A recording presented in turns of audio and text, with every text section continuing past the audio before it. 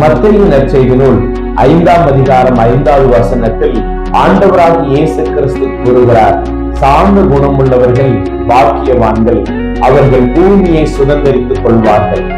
இயேசு கிறிஸ்து இந்த உலகத்திலே மனிதனாக வாழ்ந்த பொழுது எல்லோரும் மீது அன்பு செலுத்துகிறவராய், எப்பொழுதும் சமாதானத்தை கூறுகின்றவராய், எல்லோரையும் ஏற்றுக் கொள்கின்றவராய், ஒதுக்கப்பட்டவர்களை, பட்டினியாய் இருப்பவர்களை, கைவிடப்பட்டவர்களை, நோயினாலே புறம்பே தள்ளப்பட்ட எல்லோரையும் ஆண்டவர் அரவணைத்து சுகப்படுத்துகிறவராய், உதவி செய்கின்றவராய், எப்பொழுதும் மரண பரியந்தம் தன்னை தாழ்த்துகின்ற ஒரு சார்ந்த குணமுள்ள மனிதராகவே இந்த உலகத்திலே வாழ்ந்தார்.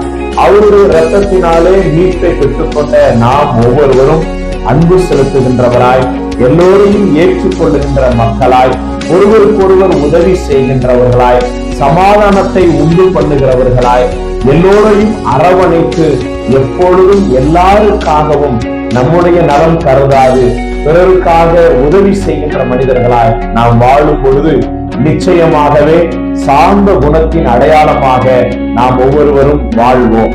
அப்படி சார்ந்த குணமுள்ளவர்களாய் வாழும் பொழுது நிச்சயமாகவே ஆண்டவர் இந்த பூமியிலே நமக்கென்று வைத்திருக்கிற ஆசீர்வாதங்களை எல்லாம் நாம் சுதந்திரித்துக் கொள்வோம். சார்ந்த குணமுள்ளவர்களாய் வாழ்ந்து பூமியிலே ஆண்டவர் தந்திருக்கிற நன்மைகளினாலே பெருகுவோம். May God bless you.